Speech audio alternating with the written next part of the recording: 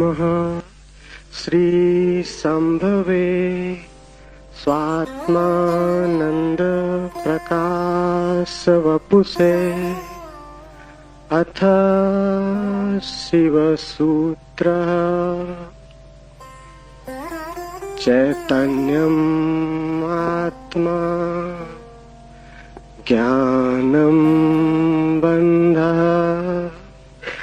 योनिवर्गः कला शरीरम् उद्यमो भैरवः शक्तिचक्र संधाने विश्वसंहारः। ओम स्वप्रकाश आनंद स्वरूप भगवान शिव को नमन। शिव सूत्र प्रारंभ। चैतन्य आत्मा है, ज्ञान बंध है, योनि वर्ग और कला शरीर है, उद्यम ही भैरव है, शक्ति चक्र के संधान से विश्व का संहार हो जाता है।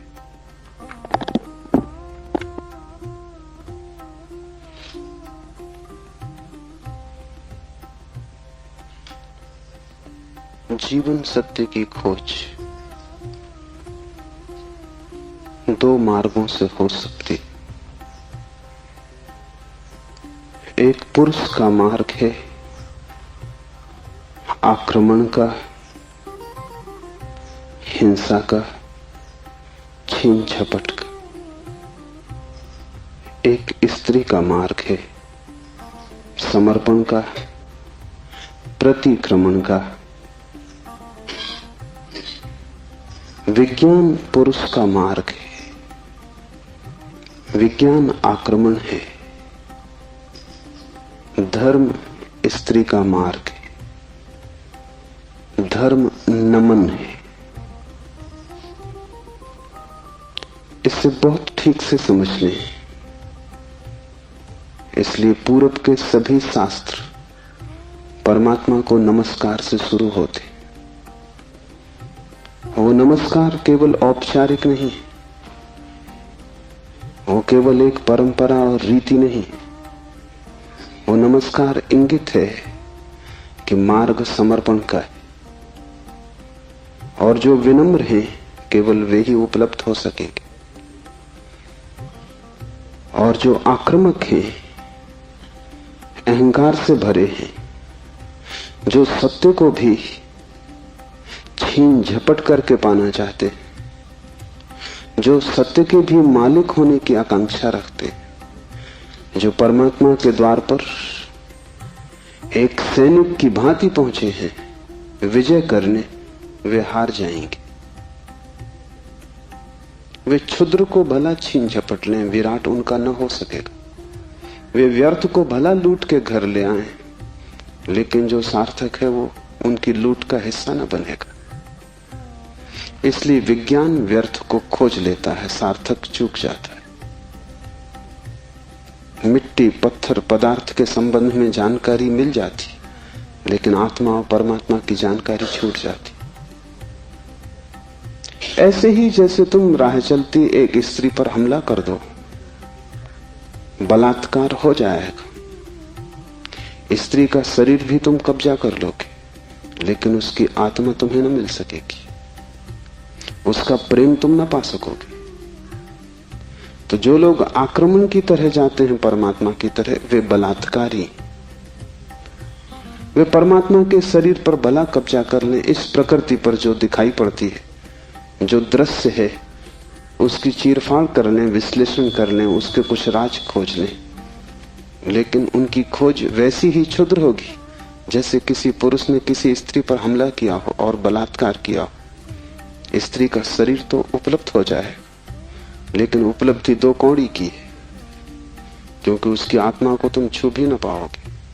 और अगर उसकी आत्मा को न छुआ तो उसके भीतर जो प्रेम की संभावना थी, वो जो छिपा था बीज प्रेम का, वो कभी अंकुरित न होगा।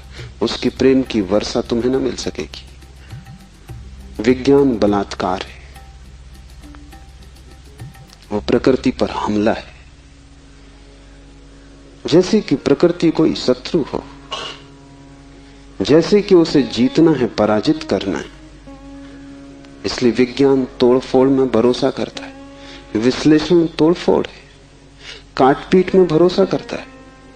अगर वैज्ञानिक से पूछो कि फूल सुंदर है तो तोड़ेगा फूल को, काटेगा, जांच पड़ताल करेगा, लेकिन उसे पता नहीं तोड़ने में ही सौंदर्य खो जाता। सौंदर्य तो पूरे में था, खंड खंड में सौंदर्य ना मिलेगा। हाँ, रासायनिक तत्व मिल जाएंगे, किन चीजों से फूल बना है, किन पदार्थों से बना है, किन खनिज और द्रव्यों से बना है, वो सब मिल जाएगा। तुम बोतलों में अलग अलग फूल के खंडों को इकट्ठा करके लेबल लगा दोगे, तुम कहोगे ये केमिकल्स हैं, ये पदार्थ हैं, इनसे मिलकर फूल बना था, लेकिन तुम एक भी ऐसी बोतल न भर पाओगे जिसमें तुम कह सको ये सौंदर्य है जो फूल में भरा था। सौंदर्य तिरोहित हो जाएगा। अगर तुमने फूल पर आक्रमण किया तो फूल की आत्मा तुम्हें न मिलेगी, शरीर ही मिलेगा। विज्ञान इसलिए आत्मा में भरोसा नहीं करता। भरोसा करे भी कैसे? इतनी चेष्टा के बाद भी आत्मा की कोई झलक नहीं मिलती। झलक मिलेगी ही नहीं, इसलिए नहीं कि आत्मा नहीं, बल्कि तुमने जो ढंग चुना है वो आत्मा को पाने का ढंग नहीं। तुम जिस द्वार से प्रवेश किए हो वो क्षुद्र को पाने का द्वार है। आक्रमण से जो बहुमूल्य है वो नहीं मिल सकता।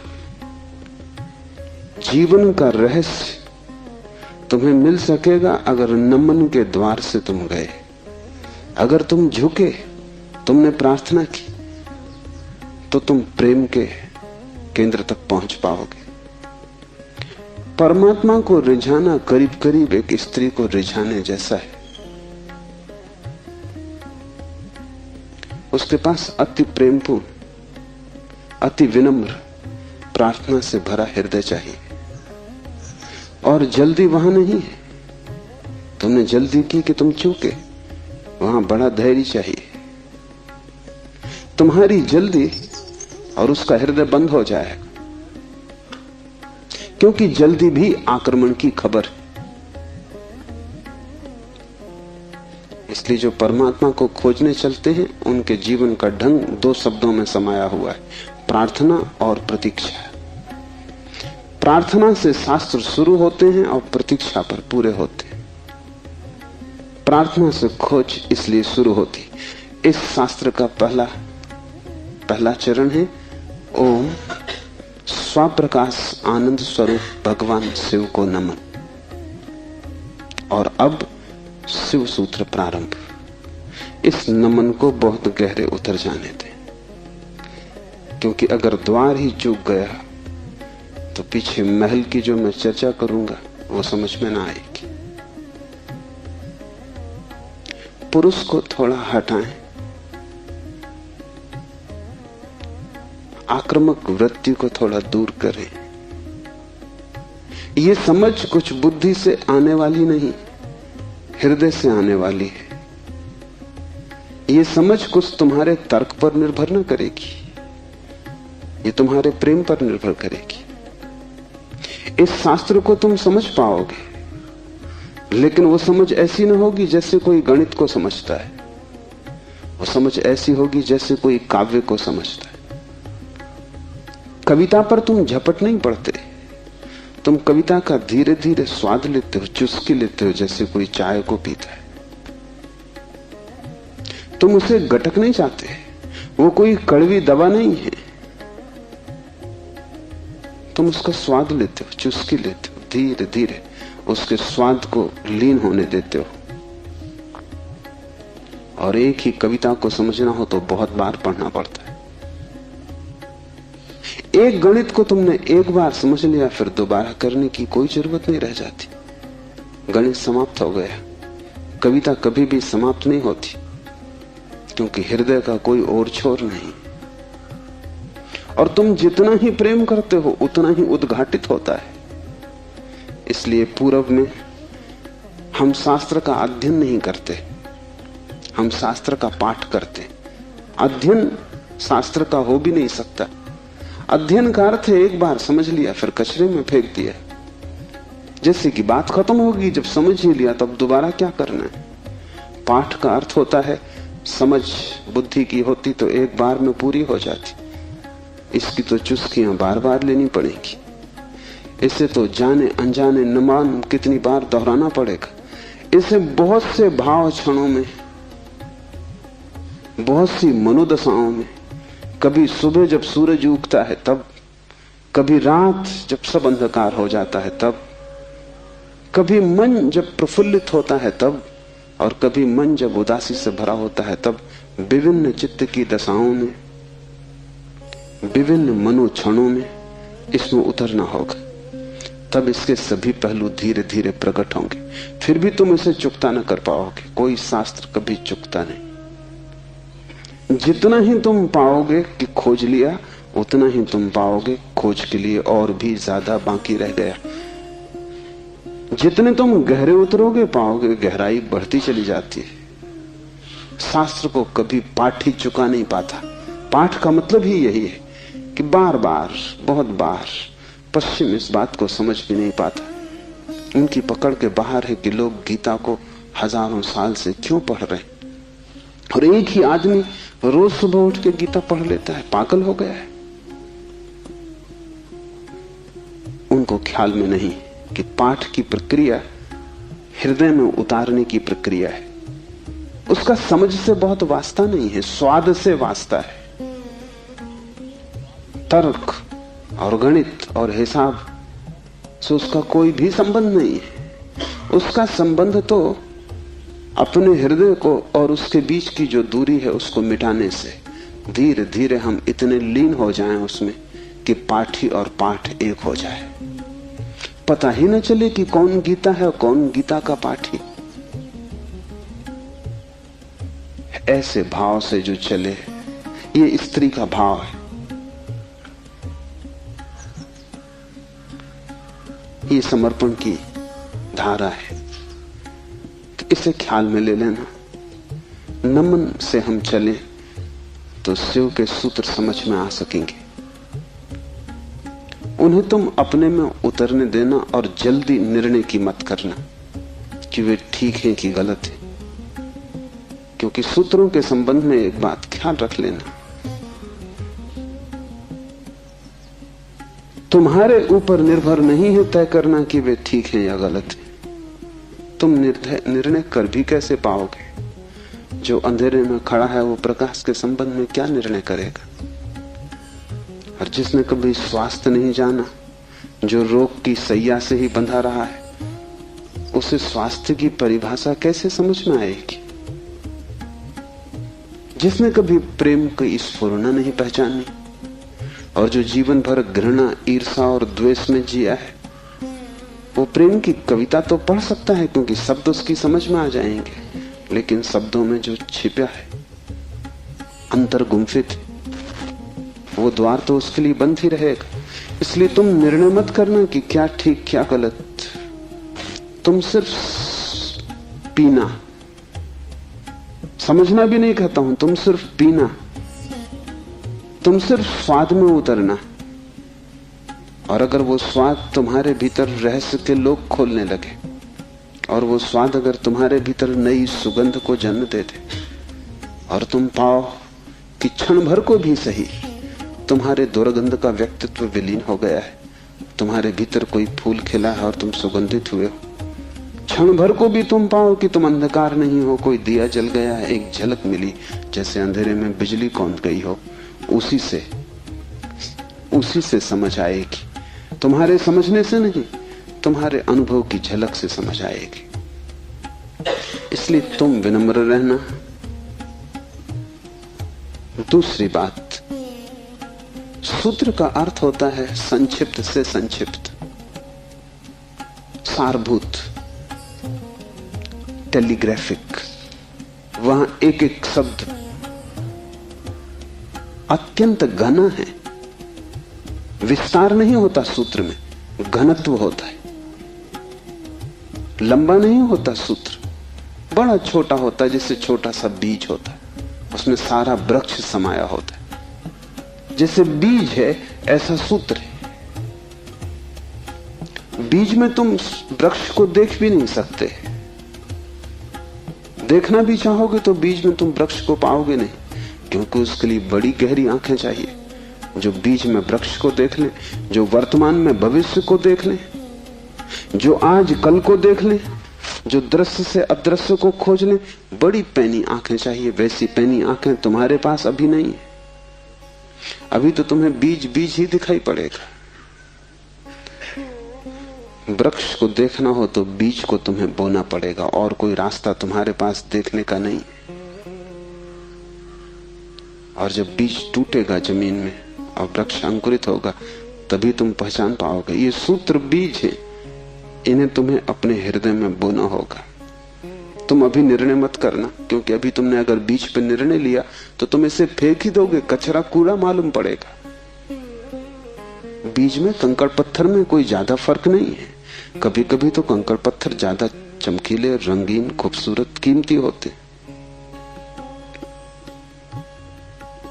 लेकिन बीज और कीमती से कीमती कोहिनूर में भी एक फर्क है कि तुम कोहिनूर को बो दो तो उसमें से कुछ पैदा ना होगा।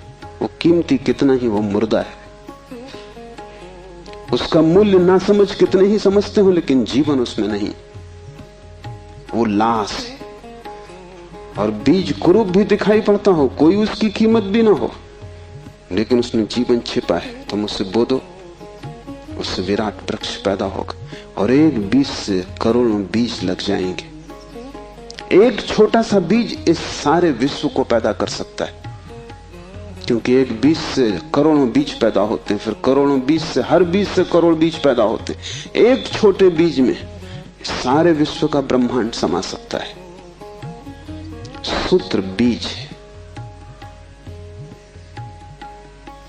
उसके साथ जल्दी नहीं की जा सकती।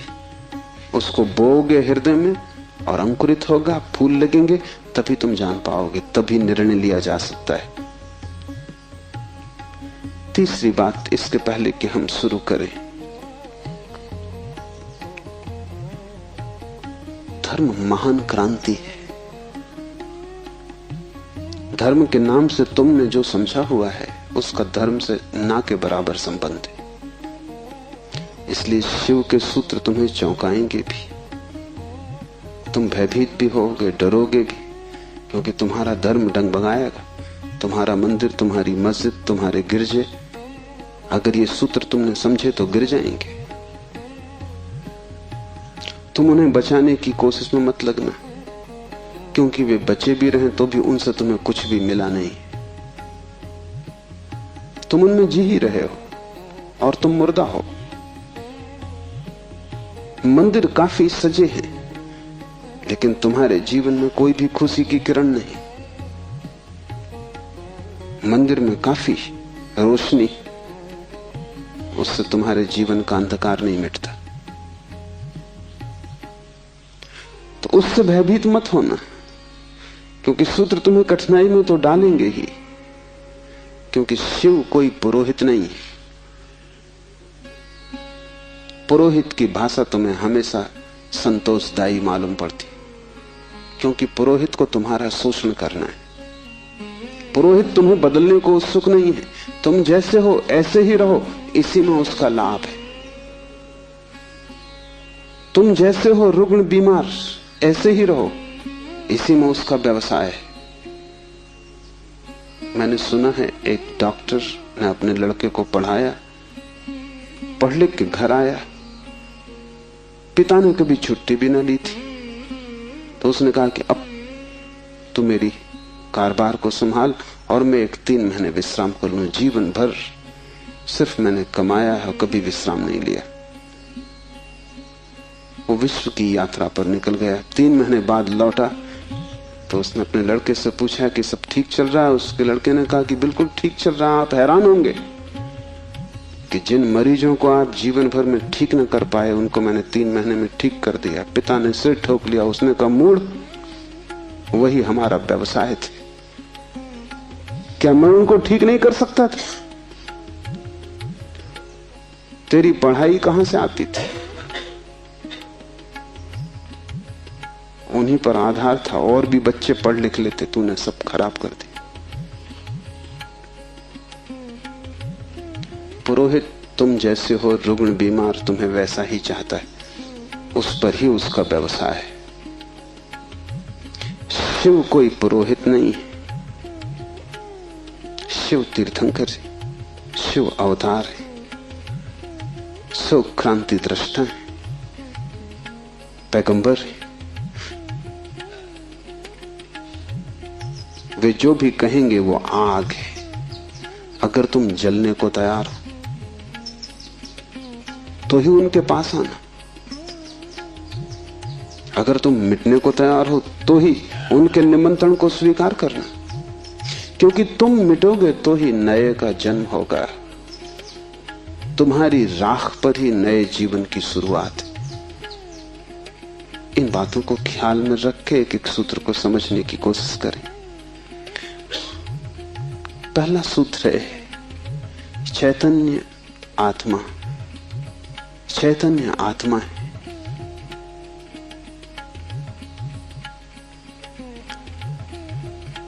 चैतन्य हम सभी हैं, लेकिन आत्मा का हमें कोई पता नहीं चलता। अगर चैतन्य ही आत्मा है तो हम सभी को पता चल जाना चाहिए। हम सब चैतन्य हैं, लेकिन चैतन्य आत्मा है, इसका क्या अर्थ होगा? पहला अर्थ, इस जगत में सिर्फ चैतन्य ही तुम्हारा अपना है। आत्मा का अर्थ होता है अपना, से सब पराया है। शेष कितना ही अपना लगे, पराया है। मित्र हो, परिजन हो, परिवार के लोग हो, धन हो, यश पद प्रतिष्ठा हो, बड़ा साम्राज्य हो, वह सब जिसे तुम कहते हो मेरा, वहां धोखा है, क्योंकि वो सभी मृत्यु तुमसे छीन लेगी। मृत्यु कसौटी है, कौन अपना है कौन पराया है। मृत्यु जिससे तुम्हें अलग कर दे वो पराया था, और मृत्यु तुम्हें जिससे अलग न कर पाए वो अपना था। आत्मा का अर्थ है जो अपना है। लेकिन जैसे ही हम सोचते हैं अपना, वैसा ही दूसरा प्रवेश कर जाता है। अपने का मतलब ही होता है कोई दूसरा जो अपना है। तुम्हें यह ख्याल ही नहीं आता कि तुम्हारे अतिरिक्त तुम्हारा अपना कोई भी नहीं, हो भी नहीं सकता। और जितनी देर तुम भटके रहोगे इस धारा में कि कोई दूसरा अपना है, उतने दिन व्यर्थ गए, उतना जीवन अकारण बीता। उतना समय तुमने सपने देखे, उतने समय में तुम जाग सकते थे, मोक्ष तुम्हारा होता। तुमने कचरा इकट्ठा किया।